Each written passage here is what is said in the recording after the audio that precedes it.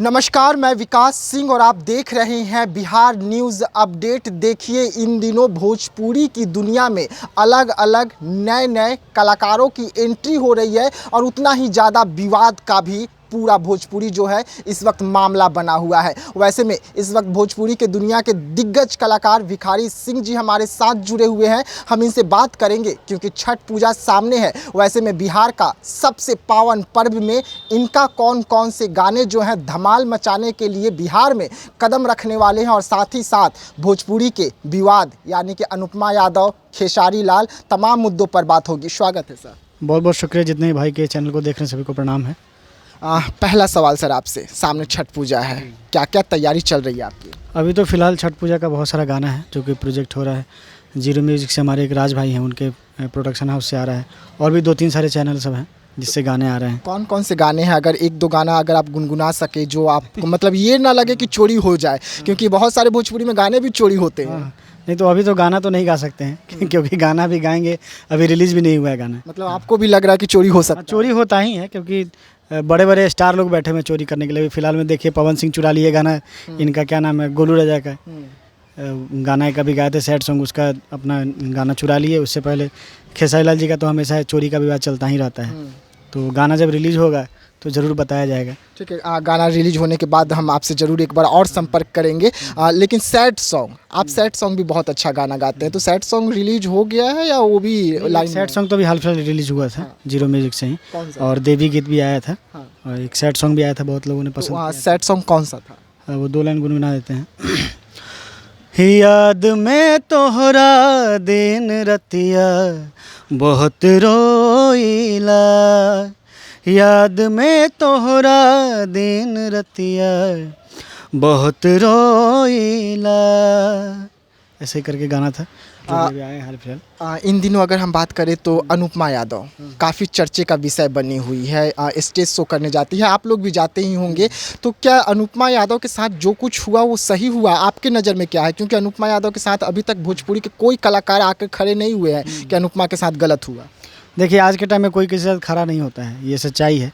और जब इंसान पे जब खुद का पड़ता है तो उसको याद पड़ता है कि अरे मेरे साथ ऐसा हुआ है तो हमको आगे कदम उठाना चाहिए। लेकिन उनसे पहले बहुत सारे कलाकारों के साथ ऐसा हुआ, जैसे गोलू राजा जी, उनके साथ हुआ था, निशा उपाध्याय जी के साथ उनको गोली लगा था। तो जिसका जब परेशानी जब खुद पे आता है ना तो ही खड़ा होता है और पीछे से देखता है मेरे साथ कोई खड़ा है कि नहीं खड़ा है। लेकिन जिसमें अगले के साथ परेशानी होता है वो इंसान खड़ा नहीं होता है।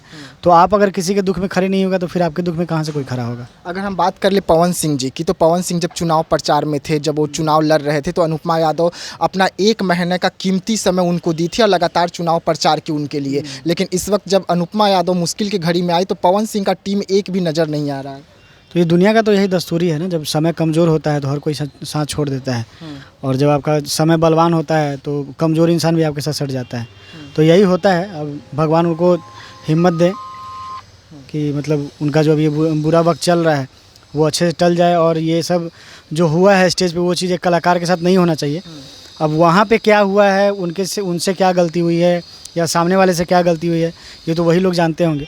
लेकिन जैसा उनके साथ हरकत हुआ है, सोने के कपड़ा वपड़ा फाड़ दिया गया है, तो ये सब चीज़ नहीं होना चाहिए, बिल्कुल नहीं होना चाहिए। क्योंकि अगर आप एक कलाकार को अपने यहाँ कार्यक्रम करने के लिए बुलाते हैं तो कलाकार से पहले वो आपका मेहमान है, और हमारे भारत में और हमारे बिहार में मेहमान का बहुत स्वागत किया जाता है, गेस्ट का बहुत स्वागत करते हैं हम लोग। लेकिन इस तरह का जो हरकत हुआ था बहुत शर्मनाक हरकत है, ऐसा नहीं होना चाहिए था, बिल्कुल भी नहीं होना चाहिए था। अच्छा, आप अपनी ज़िंदगी के बारे में थोड़ा सा बताइए कि कहाँ से आपने शुरुआत किया, भोजपुरी की दुनिया में कैसे कदम रखे? देखिए, हमारी शुरुआत तो सब लोग जानते हैं कि मेहसी रेलवे स्टेशन से हुआ, जो वहाँ पे मेरा एक वीडियो वायरल हुआ था भिखारी बन के, जो कि हमारे टीम में जितने भी लोग हैं, नीतीश शर्मा जी हैं, प्रिंस शर्मा जी हैं, शशि लोस्कर जी हैं, और हमारे मुकेश रोशन जी भी थे। तो ये सब हम लोग मिल के टीम एक बनाए थे, वीडियो बनाए थे, और वो वीडियो मतलब रातों रात लोगों को पसंद आया था। उससे पहले भी एक वीडियो बना था, लेकिन ये दूसरा वाला वीडियो बहुत वायरल हो गया और लोगों ने बहुत पसंद किया। फिर उसके बाद ये हमारे जो टीम के जो प्रिंस शर्मा जी, उन्होंने नाम दिया कि जब आप इसी गेटअप में वायरल हो गए तो चलिए आज से आपका नाम ही भिखारी, और सिंगर तो हैं ही, तो मिला के भिखारी सिंगर नाम पड़ गया। और उसके बाद धीरे धीरे ये सिलसिला चालू हो गया। लोगों ने बहुत पसंद किया, प्यार आशीर्वाद दिया, और आज भी लोग उस चीज़ की फरमाइश करते हैं। अच्छा, ओरिजिनल नाम से आपको कोई नहीं जानता कि आपका ओरिजिनल नाम क्या है? जो भी लोग जानते हैं आपको भिखारी सिंगर के नाम से जानते हैं। बुरा नहीं लगता कोई कहता है भिखारी सिंगर आ गए? नहीं तो ऐसा बुरा लगने वाली क्या बात है, क्योंकि आपका काम ही आपका पहचान होता है। अब खेसारी लाल जी का नाम ओरिजिनल है शत्रुघ्न यादव, लेकिन उनको खेसारी के नाम से जाते हैं। तो कहीं ना कहीं लोगों ने देखा होगा उस तरह का काम, या फिर उस तरह का गेटअप देखा होगा, या फिर उस तरह का कैरेक्टर देखा होगा, तभी तो उनका नाम खेसारी दिया है। निरहुआ जी का भी नाम ओरिजिनल दिनेश लाल यादव है, लेकिन निरहुआ से लोग जानते हैं।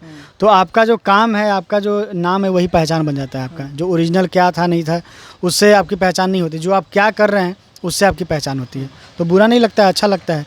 हमारे भोजपुरी के शेक्सपियर है भिखारी ठाकुर जी के नाम पे ये नाम मुझे पड़ा है, मेरे लिए सौभाग्य की बात है। बहुत सारे लोग बोलते हैं कि नाम बदल दीजिए, नाम में क्या है, लेकिन उनको ये नहीं पता है कि इस नाम के पीछे कितना मेहनत है, इस नाम के पीछे कितना प्यार है। तो नाम में क्या रखा है, नाम कुछ भी रख लेंगे, उससे नहीं मैटर करता है, काम से मैटर करता है। अच्छा, अगर हम बात करें, आपका नाम करण नया रखा गया भोजपुरी की दुनिया में, ठीक है, लेकिन इस वक्त पवन सिंह और ज्योति सिंह का भी मामला आप देख ही रहे होंगे कि पावर स्टार माने जाते हैं। पवन सिंह लंबी लंबी लकीरें खींच रहे हैं भोजपुरी की दुनिया में, लेकिन अपनी पत्नी को अपने साथ नहीं रख रहे हैं, अलग रख रहे हैं। क्या कुछ कहेंगे, क्योंकि आप लोग उनसे सीख मिलता है, आप लोगों को उनके नक्शे कदम पर आप लोग चलना चाहते हैं, उन्हीं की तरह सिंगर बनना चाहते हैं, लेकिन क्या उनके तरह आप लोग सच में बनना चाहते हैं? देखिए, हम उनकी तरह नहीं बनना चाहते हैं। अब जो बनना चाहते हैं वो बनना चाहते हैं, लेकिन हाँ, उनकी गायकी मुझे पसंद है, लेकिन ऐसा नहीं कि हम उनकी तरह बनना चाहते हैं। किसी को भी अपनी पहचान बनानी चाहिए। हाँ, ये किसी को सुनना या फिर किसी से इंस्पायर होना या किसी को मानना एक अलग चीज़ है, लेकिन पहचान तो खुद की होना चाहिए। हम पवन सिंह पावर स्टार नाम रखने से हम पावर स्टार थोड़ी ना हो जाएंगे। हम जो हैं वही रहेंगे, या फिर जो मेरी पहचान है, जो मेरा टैलेंट है, वो मेरा ही रहेगा। जो मेरी आवाज़ है वो मेरी आवाज़ ही रहेगी। उनका खुद का जो आवाज़ है वही उनकी पहचान है।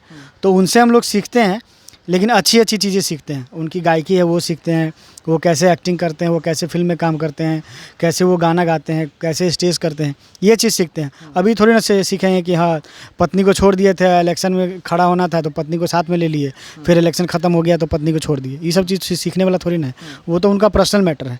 लेकिन हम लोग तो प्रोफेशनली जो करते हैं वो चीज़ सीखना है, और हर कलाकार वही सीखता है।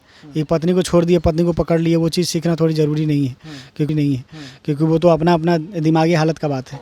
ये सारी चीज़ें हैं। ज्योति सिंह का अभी एक वीडियो काफ़ी ज़्यादा वायरल हुआ करवा चौथ के दिन का। ज्योति सिंह करवा चौथ कर रही थी और उसमें पवन सिंह के फ़ोटो को देखकर उन्होंने अपना व्रत को समाप्त किया, लेकिन पवन सिंह नहीं जाते हैं। ये सब उचित हो रहा है कि आपको जब ज़रूरत पड़ा अपनी पत्नी को तो आप चुनाव के घड़ी यूज़ कर लिए उसका, और चुनाव समाप्त हुआ तो आप छोड़ दिए? हाँ, ये चीज़ तो गलत है, लेकिन इसका दूसरा रूप ये भी हो सकता है कि हो सकता है पवन सिंह को समय नहीं मिला हो, ऐसा भी हो सकता है। लेकिन लोग सिर्फ एक ही पहलू को देख रहे हैं कि इलेक्शन का टाइम था तो पकड़ लिए, अब इलेक्शन का टाइम ख़त्म हो गया तो छोड़ दिए। लेकिन अभी तलाक हुआ नहीं है ना, अभी तो चल ही रहा है ना, जो भी चीज़ है चल रहा है। तो अभी तो पति पत्नी है ना, जब तक तलाक नहीं होगा तब तक वो अलग नहीं हो सकते हैं। तो हो सकता है उनको समय नहीं मिला हो, तो करवा चौथ का जो व्रत है वो तो करना ही पड़ेगा। तो उस तरह से बहुत सारे ऐसे लोग हैं, पवन सिंह ही नहीं, बहुत सारे ऐसे भी हमारे फौजी भाई हैं जो उस समय पे नहीं पहुंच पाती, लेकिन उनकी पत्नियां करवा चौथ का व्रत करती हैं। लेकिन इसका मतलब ही थोड़ी नहीं कि उनको उनसे प्यार नहीं है। तो हर सिक्का का दो पहलू होता है, तो दोनों पहलू है, या तो समय नहीं मिला होगा, या फिर उस तरह का विवाद जो अभी चल रहा है, या फिर नाराज़ होंगे तो नहीं गए होंगे। दो में से कोई एक ही चीज़ हो सकता है। लेकिन वो तो अपना जो उनका जो फ़र्ज़ है, उनका जो हक़ है वो निभा रही हैं। अच्छा, आपका कौन सा गाना सबसे ज़्यादा लोगों ने पसंद किया, जिस पे सबसे ज़्यादा व्यूज़ आया हो, और उस गाने का चर्चा अभी भी जहां आप पहुंचते हो तो लोगों का फरमाइश निकल के सामने आता होगा कि भैया एक बार ये गाना गा दीजिए? देखिए, एक तो जो मेहसी रेलवे स्टेशन से वायरल हुआ था, जब समय होला कमज़ोर, उसके बाद बहुत सारे कवर सॉन्ग हमने गाए जो बहुत वायरल हुए। मेरे रस के कमर, तेरी जवानी बड़ी मस्त मस्त है, मुझे दिल की बीमारी है। उसके बाद भोजपुरी में भी हमने बहुत सारे गाने गाए, हमरे खातिर तोहरा के दुनिया भेजोले बारे, ये सब सैड सॉन्ग भी बहुत वायरल हुआ। तो ये सब गाने जो है बहुत लोगों ने पसंद किया, और आज भी लोग सुनते हैं, क्योंकि हम लोग ज़्यादातर स्टेज शो करते हैं, एल्बम बहुत कम, लेकिन स्टेज शो करते हैं क्योंकि टाइम नहीं मिल पाता है, और एल्बम करने के लिए टाइम चाहिए। क्योंकि अगर आप रिकॉर्डिंग करने जा रहे हैं तो कम से कम उसमें आपको 5 से 6 घंटा लगता है। तो कार्यक्रम इतना लगातार रहता है कि रिकॉर्डिंग शूटिंग के लिए टाइम नहीं मिल पाता है। लेकिन फिर भी अब समय निकाल के हम लोग उस पर भी ध्यान दे रहे हैं।